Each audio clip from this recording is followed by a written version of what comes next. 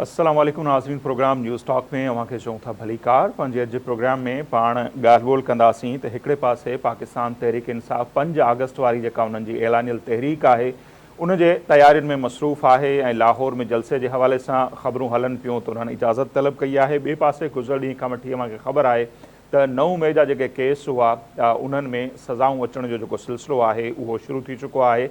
ऐं हींअर ते जेकॾहिं पाण ॾिसूं था त पाकिस्तान तहरीक इंसाफ़ जो हिकु सेनेटर, हिकु MNA ऐं पंजाब असेंबली मुख़ालिफ़ धुर जो जेको अॻवान आहे, हिकु MPA, उन्हनि समेत 70 खां वधीक जेके उन्हनि जा अॻवान आहिनि, कारकुन आहिनि, उन्हनि खे सज़ाऊं अची चुकियूं आहिनि।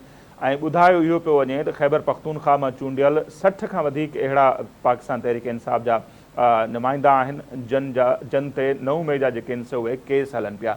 जेकॾहिं इन केस उन्हनि खे बि सज़ाऊं अचनि थियूं त पोइ हीअ सूरत हाल किथे दंग कंदी ऐं एॾे वॾे तादाद में माण्हू जेकॾहिं डीसीट थियनि था त पोइ सूरत हाल कहिड़ो रुख अख़्तियार कंदी।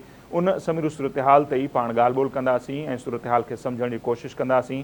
सीनियर सहाफ़ी, तर्ज़े निगार ऐं एंकर पर्सन सैयद इफ्तिखार शिराज़ी साहब जेके आहिनि उहे असां सां वीडियो लिंक ते मौजूदु आहिनि इस्लामाबाद वञा, उन्हनि सां पाण वधीक ॻाल्हि ॿोल कयूं था। सैयद इफ्तिखार शिराज़ी साहब, बहुत शुक्रिया सर, आपने हमारे लिए वक्त निकाला। किस तरह देखते हैं सर, एक तरफ हम देख रहे हैं कि पाकिस्तान जो तहरीक इंसाफ है वो 5 अगस्त की तहरीक की तैयारियों में मसरूफ़ है और दूसरी तरफ कल से 9 मई के जो केसेस थे 2 सालों के बाद उनके फैसले आना शुरू हो चुके हैं और बहुत सारे जो रहनुमा हैं उनको 10-10 साल सज़ाएँ आ चुकी हैं और कुरैशी साहब तो खैर एक केस में बरी हो गए, दूसरे केस उन पर भी हैं। तो कहा यह जा रहा है कि 60 से ज़्यादा ऐसे लोग हैं जो खैबर पख्तूनख्वा से मुंतखब हैं, उन पर भी 9 मई के केसेस हैं। तो फिर आपको क्या लगता है उनको भी सज़ाएँ होंगी? अगर सज़ाएँ होती हैं, इतनी बड़ी तादाद में लोग डीसीट होते हैं, तो फिर ये सूरत हाल किस तरफ जाते दिखाई दे रही है सर?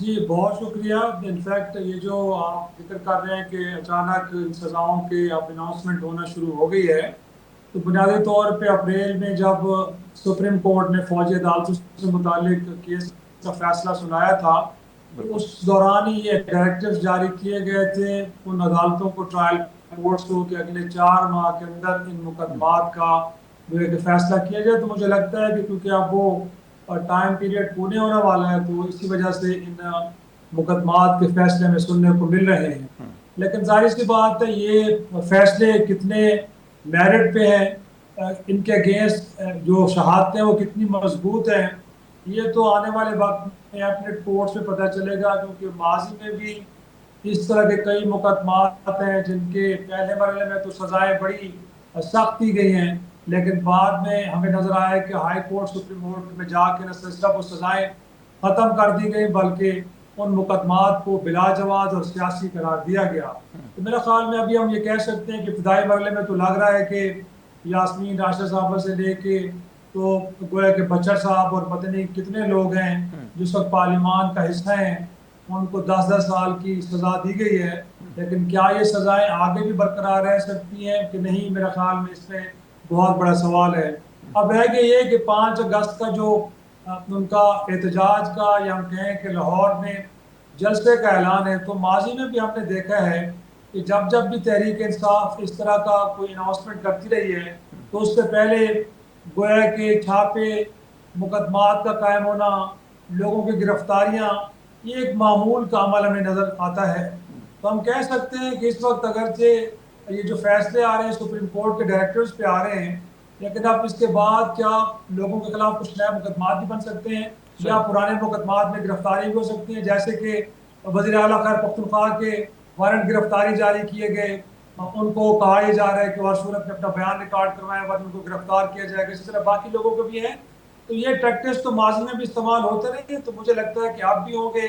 अब इसको तहरीक इंसाफ कैसे लेके चलेगी और अपने जलसे को कैसे मुमकिन बनाएगी, ये एक बहुत बड़ा सवाल है। सही। अच्छा शिराज़ी साहब, बिल्कुल हम देखते हैं इन सज़ाओं से पहले जब सेनेट के इंतखाबात हुए स्पेशली खैबर पख्तूनख्वा में, और जिस तरह मामला तय हुए अपोजिशन और हुकूमत के दरमियान, मुराद सईद जैसे बंदे वो सेनेटर हो गए, क्योंकि हम देखते हैं कि जब इलेक्शन आम इंतखाबात थे तब उन्होंने नामजदगी फार्म जमा करवाए थे, वो कबूल नहीं हुए थे, लेकिन इस मरतबा वो कबूल हो गए। तो एक तासुर बना ये कि शायद मामला तय हो रहे हैं मुक्तदरा और तहरीक इंसाफ के बीच में, लेकिन फिर ये सजाएं आना शुरू हो गई। आपने वजह फरमाया कि सुप्रीम कोर्ट की डायरेक्टिव से हिदायत थी कि अगस्त तक फैसले आने चाहिए, लेकिन ये जो सिलसिला शुरू हुआ है, फिर वो जो बातें चल रही थी कि शायद मामला तय हो रहे हैं, तो उन मामलात को आप किस तरह देखते हैं? क्या इस तरह के मामलात हैं कि बातचीत हुई है मुक्तदरा और तहरीक इंसाफ के बीच में और मामलात कुछ आगे बढ़ने की उम्मीद है? देखिए, ये तो मेरे ख्याल में आने वाले दिन हमें बताएंगे, क्योंकि इससे पहले कई अरकान सेनेट है, बिलखुसूस एजाज चौधरी साहब के जो सेनेट के रुकन हैं, लेकिन इस वक्त वो जेल में हैं। उनके प्रोडक्शन आर्डर 2 बार चेयरमैन सेनेट यूसुफ रज़ा गिलानी ने जारी किए, लेकिन पंजाब हुकूमत ने उनको इजलास में शिरकत की इजाज़त नहीं दी है, वहाँ पे नहीं लाया गया उनको, तो एक तरह से पार्लियामान की तौहीन की गई। अब भी हम देखते हैं, अगरचे मुराद सईद के कैंडिडेट्स को एक्सेप्ट किया गया, उनका बतौर सेनेटर इंतखाब भी हो चुका है, लेकिन क्या ऐसा है कि वो जब हल्फ लेने आएंगे और उसके बाद वो सेनेट की प्रोसीजिंग का हिस्सा बनेंगे, तो क्या ये मुमकिन हो पाएगा कि जब वो आएंगे तो उनको मुख्तलिफ मुकदमात उनके खिलाफ कायम हैं, उनमें गिरफ्तार कर लिया जाता है, और फिर सेनेट के चेयरमैन जब प्रोडक्शन आर्डर भी जारी करेंगे तो उसमें भी अमल दरामद नहीं होगा।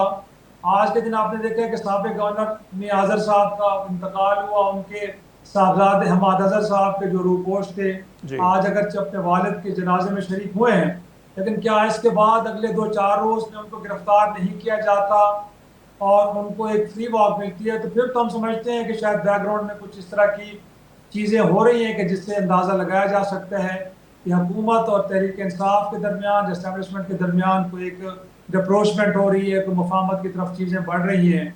लेकिन अगर कोई अग्रेसिव इकदाम हुकूमत वक्त की जानिब से लिए जाते हैं, जिसमें जलसे की इजाज़त ना देना, लोगों की गिरफ्तारियाँ या इवन के पार्लियामान के लोगों को डिस्ट्रीट करना, जैसे कि उनको सजाएं हो चुकी हैं, तो फिर उससे अंदाज़ा में यही होगा कि ऐसा हरगिज़ नहीं है, बल्कि हुकूमत और एस्टेब्लिशमेंट पुराने मोड में है, और तहरीक इंसाफ अगर स्ट्रीट पावर के जरिए अपने मुतालबात हासिल करना चाहती है तो शायद उसके लिए उनको स्पेस ना मिल पाए। तो हमें अभी कुछ दिन इंतजार करना होगा ये देखने के लिए कि क्या बैकग्राउंड में कुछ चल रहा है कि नहीं चल रहा। सही। तो शराई साहब, सवाल ये भी बनता है कि ये जो सजाएं आ रही हैं या आने वाले दिनों में भी इम्कान है कि कुछ और ज़्यादा लोगों को भी सजाएं होंगी, तो इनसे आपको क्या लगता है तहरीक इंसाफ कमज़ोर होगी या ज़्यादा मजबूत होगी, या स्पेशली ये जो अगस्त वाली तहरीक का ऐलान किया हुआ है तहरीक इंसाफ ने, उस पर इन सजाओं के क्या असर होंगे आपके ख्याल में? देखिए, यकीनी तौर पे अगर सजाएं होती हैं तो इसका मतलब तो यही है कि ये रहनुमा जेलों में रहेंगे, इनके बाहर आने के इम्कानात खत्म हो जाएंगे। और आपको मालूम भी है कि इवन के उनके बानी की जो जमानत की दरख्वास्त हाई कोर्ट में कितने माह से पड़ी है, तो उसकी समाअत अभी तक नहीं हो पाई, तो बाकी तो फिर आप छोड़ दें। हाँ, ये ज़रूर है कि ये सजाएं कारकुनों के अंदर एक और गम गुस्सा और इश्तियाल लेके आएंगे। और अब देखना ये है कि जो रहनुमा इस वक्त पार्लियामान का हिस्सा है या जेलों से बाहर हैं, अब उन पे डिपेंड करता है कि वो अपने कारकुनों को कितना मोबिलाइज करते हैं। और क्योंकि आप स्ट्रेटजी वो कह रहे हैं कि हमारी डिफरेंट है, लोग एज्यूम कर रहे हैं कि इस बार हरगिज़ ऐसा नहीं है कि इस्लामाबाद की तरफ मार्च करेंगे या किसी एक शहर की तरफ जाएंगे, बल्कि उनका ख्याल ये है कि पूरे मुल्क के अंदर तहसील और डिस्ट्रिक्ट लेवल पे एहतजाज मुनक्कद किए जाएंगे। अब देखना ये कि उसमें सिर्फ पुरअमन एहतजाज होंगे, दूसरों को हुकूमत वक्त को कोई फर्क नहीं पड़ता, लेकिन अगर उसके अंदर कोई पहिया जाम की कोशिश की जाती है, रोड ब्लॉक किए जाते हैं, कुछ और इस तरह के इकदाम किए जाते हैं, तो यकीनी तौर पर हुकूमत के लिए प्रॉब्लमेटिक हो सकते हैं। तो मेरा ख्याल में ये गिरफ्तारी एक तरफ तो हो सकता है कि पार्टी को ये मैसेज जाए कि जी अगर वो अवामी एहतजाज की तरफ जाएंगे तो और सख्त इकदाम उनके खिलाफ होंगे, लेकिन दूसरी जानिब इस तरह के हुकूमती इकदाम पार्टी के अंदर एक नई जान भी डाल सकते हैं। और वो कारकुन के जो पहले ही बहुत ज़्यादा गुस्से में हैं, उनका ख्याल ये है कि उनकी पॉलिटिकल विक्टिमाइजेशन हो रही है, उनको दीवार से लगाने की कोशिश हो रही है, तो उनमें एक और नया जोश जज्बा भी पैदा हो सकता है कि वो बाहर निकले और अपने मुतालबात के हक के लिए हुकूमत को टफ टाइम दें। तो अब ये डिपेंड करना पड़ेगा कि इस वक्त हुकूमती इकदाम क्या लिए जाते हैं, उसका फिर रिस्पांस तहरीक इंसाफ के कारकुनों और क़यादत की जानिब से क्या आता है। सही। अच्छा शराई साहब, शाहमून कुरैशी साहब की बरियत को आप किस तरह देखते हैं? को कि एक केस में वो बरी हुए हैं और बताया जा रहा है कि 10 से ज़्यादा केस और भी हैं, तो आप क्या देख रहे हैं कि आने वाले दिनों में दूसरे केसेस में भी वो बरी हो सकते हैं, या आप उनको जेल से बाहर आते हुए देख रहे हैं? अभी मेरे ख्याल में काबिल वक्त है, शायद उनका फौरी तौर पे जेल से आना मुमकिन ना हो। अगरचे ये केस जिसके अंदर उनकी बरियत हो गई है, लेकिन बाकी केसेस को देखना पड़ेगा, मोर और लेस इसी नौइयत के हैं।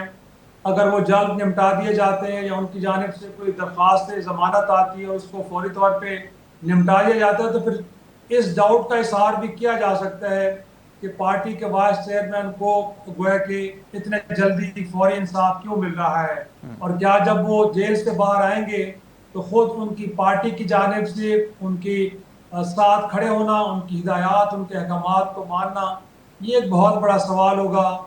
तो मेरे ख्याल में अभी हम ये नहीं कह सकते कि उनका इस केस में बरियत क्या अब उनकी जेल से बाहर आने की राह मार हुई है। जैसे मैंने कहा कि बाकी केसेस की नौयत भी संगीन है, तो ऐसा मुमकिन नहीं है कि एक केस में बरियत से हम ये तस्वर कर लें कि वो बाहर आएंगे।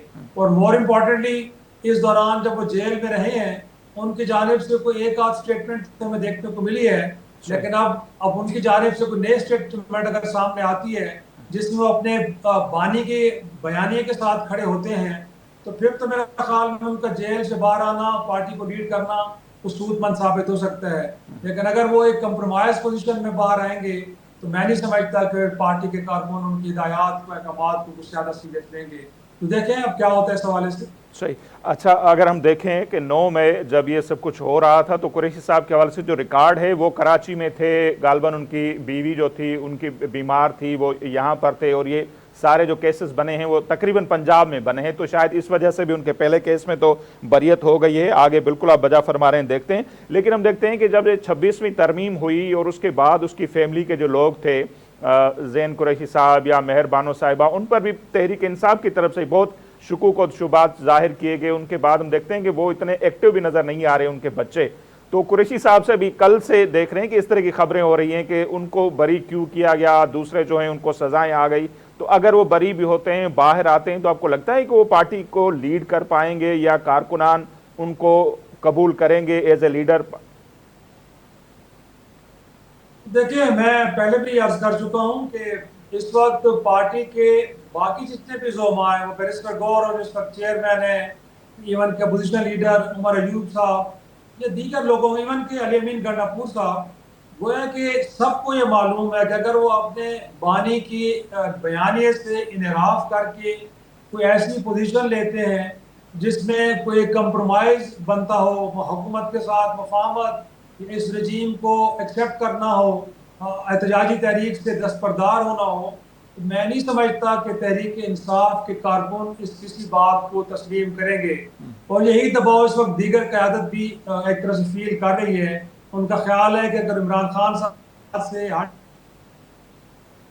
सही उनको कोई एक्सेप्ट नहीं करेगा, बल्कि उनका सियासी मुस्तकबिल कहीं खतरे में पड़ सकता है। तो शाह महमूद कुरैशी साहब को भी इस बात का अंदाजा होगा, और यही वजह है कि उन्होंने इतने अरसे तक, वो 2 साल तक जेल में रहे हैं, यकीनी तौर पर उनके साथ एक डील करने की कोशिश की गई होगी, उनको ये किरदार ऑफर किया गया होगा कि वो जेल से बाहर आ जाएं, पार्टी को टेक ओवर कर लें और हुकूमत के साथ एक मुफाहमत के अमल की तरफ बढ़ें। लेकिन मेरे ख्याल में वो भी पुराने सियासतदान है, उन्होंने सिचुएशन को असेस किया होगा, कारकुनों के जज्बात को असेस किया होगा, तो मेरा ख्याल है कि उस किस्म की किसी भी मुफाहमत का डील का हिस्सा नहीं बने। तो जो इतनी देर तक जेल में रहे हैं, तो मेरा ख्याल में वो इस बात का इंतजार कर रहे हैं कि उनके मुकदमात का फैसला मेरिट पे हो, वो मेरिट पे ही बाहर आए, किसी कंप्रोमाइज पोजीशन में ना आए। क्योंकि अगर वो एक कंप्रोमाइज पोजीशन में जेल से बाहर आएंगे, तो मुझे लगता है कि उनको इस बात का कभी यकीन होगा कि कारकुन किसी भी कंप्रोमाइज पोजीशन को एक्सेप्ट नहीं करेंगे और ना ही उनके साथ खड़ा होना पसंद करेंगे। तो ये दबाव मुझे, मेरे ख्याल में सियासी क़यादत पीटीआई की इसको महसूस कर रही है। इमरान खान के बयानिए से हट जाना गोया कि उनके लिए सियासी तौर पर कोई स्पेस बाकी नहीं होगी, वो बिल्कुल जीरो हो जाएंगे। और यही खौफ और यही खतरा उनको पार्टी के बयानिए, तहरीक इंसाफ, इमरान खान से जुड़े रखने पर मजबूर कर रहा है। सही। बहुत शुक्रिया सैयद इफ्तिखार शिराजी साहब, आपने हमारे लिए वक्त निकाला।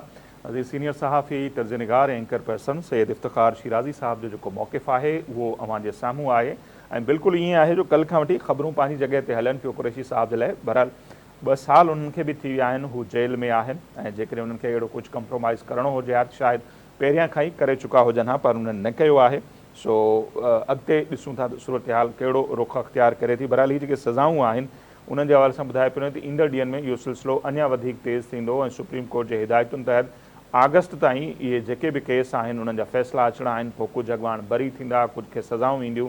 ऐं वॾो इन में जेको इम्पॉर्टेंट फैक्टर आहे उहो इहो आहे त जेके चूंडियल नुमाइंदा आहिनि, ख़ासि तौर ते सूबाई असैम्बलियुनि जा मेंबर हुजनि, क़ौमी असैम्बली जा मेंबर हुजनि या सेनेट ऑफ पाकिस्तान जा मेंबर हुजनि ऐं उनजो तालुक़ु तहरीक इंसाफ़ सां हुजे, जेकॾहिं उन्हनि खे सज़ाऊं अचनि थियूं त उहे डी-सीट थी वेंदा, नाअहल थी वेंदा ऐं उन जी जॻह ते ॿीहर ज़ाहिरा इलेक्शन थींदी। त इहो हिकिड़ो वॾो प्रोसेस हूंदो ऐं जेको ॿुधाए पियो त 60 खां वधीक तादाद आहे ख़ैबर पख्तूनख्वा जे अहिड़नि माण्हुनि जो जेके हींअर मुख़्तलिफ़ असैम्बलियुनि में वेठा आहिनि ऐं उन्हनि ते 9 मई जा केस आहिनि। सो ॾिसूं था त उन्हनि जे केसनि जा जेके फ़ैसिला आहिनि उहे कहिड़ा था अचनि।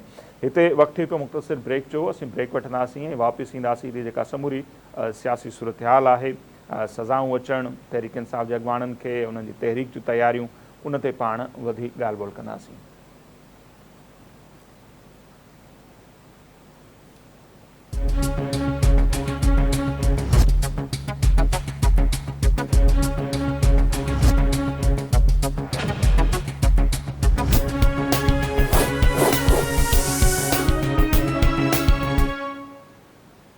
जी नाज़, ब्रेक खां पोइ हिकु भेरो ॿीहर प्रोग्राम में अव्हांखे चऊं था भलीकार ऐं उन समूरी सूरत हाल ते पाण वधीक ॻाल्हि ॿोल कंदासीं। सीनियर सहाफ़ी ऐं तर्जनिगार सलमान आबिद साहब जेके आहिनि उहे असां सां टेलीफोन लाइन पे मौजूद आहिनि। सलमान आबिद साहब, बहुत शुक्रिया सर, आपने हमारे लिए वक्त निकाला।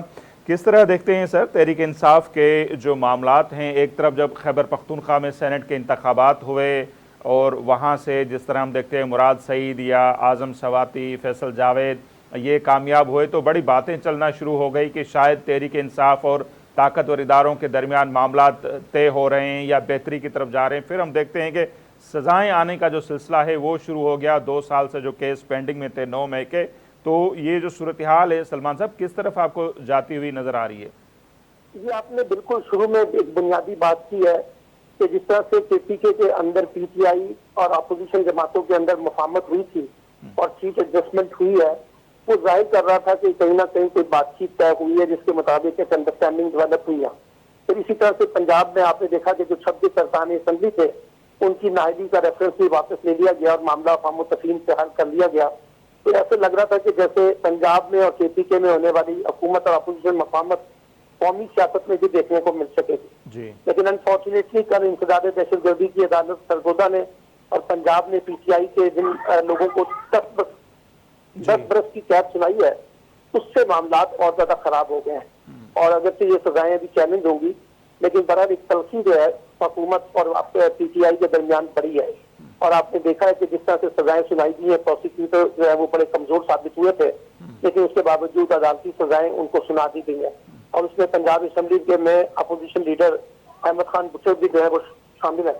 इस वजह से मुझे लगता ही है कि ऐसे मौके पर जब पीटीआई 5 अगस्त को मुरब्बी तहरीक चलाने की बात कर रही है, तो उनको बिला वजह एक रिएक्शन जो है ना वो हुकूमत की जानिब से मिला है या एस्टैब्लिशमेंट की जानिब से मिला है इन सजाओं के तनाजुर में।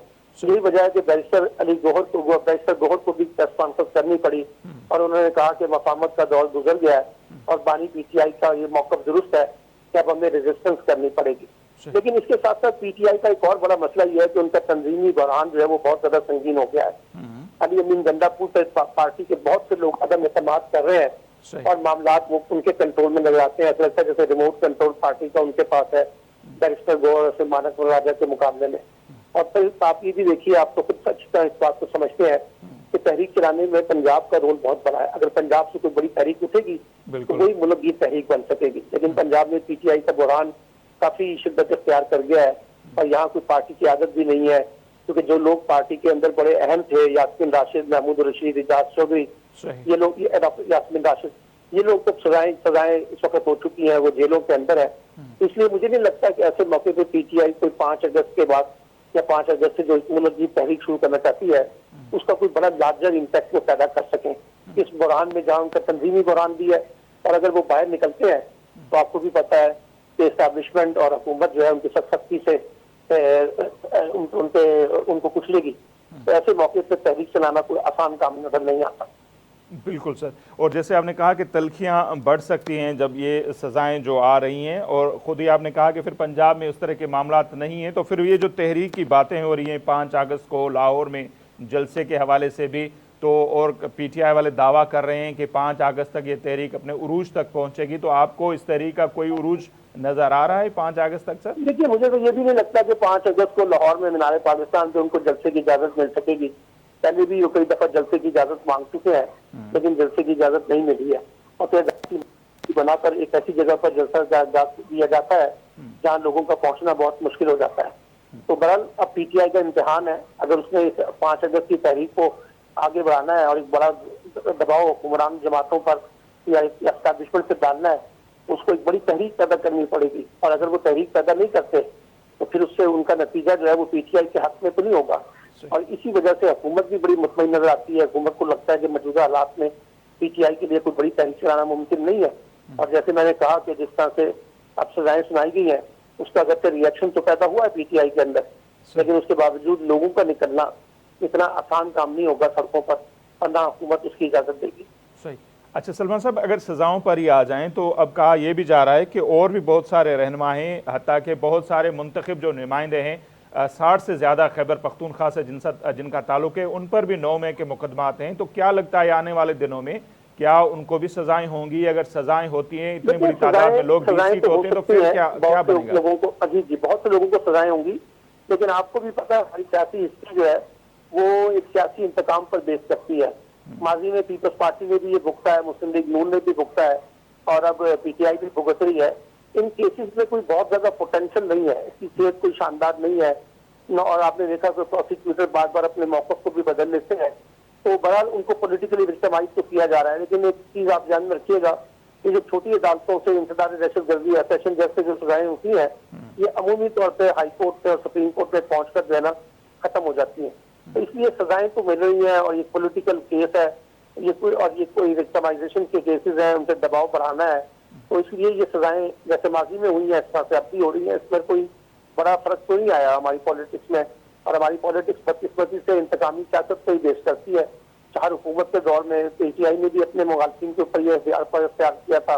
आज वही हुक्मरान इत्तेहाद जमातें जो है वो पीटीआई के खिलाफ एस्टैब्लिशमेंट भी इस्तेमाल कर रही है। तो मेरा ख्याल है कि सजाएं केपीके में भी होंगी, इसमें कोई शक नहीं है, क्योंकि मुझे लगता है ऐसे है कि जैसे ये तय कर लिया गया कि 9 मई के मामलात में अब कोई कंप्रोमाइज ना किया जाए, और जो लोग उसमें बकौल उनके मुलव्वस हैं उनको सजाएं सुनाई जाए। और फिर आपने ये भी देखा कि हमारी अदालतों की भी बहुत दबाव है, और कई जजेस ये कह चुके हैं कि हमसे जबरदस्ती फैसले करवाए जाते हैं। तो ऐसे मौके पे जुडिशरी की भी जो हालत है वो काफी कमजोर नजर आती है 26वीं तरमीम के बाद।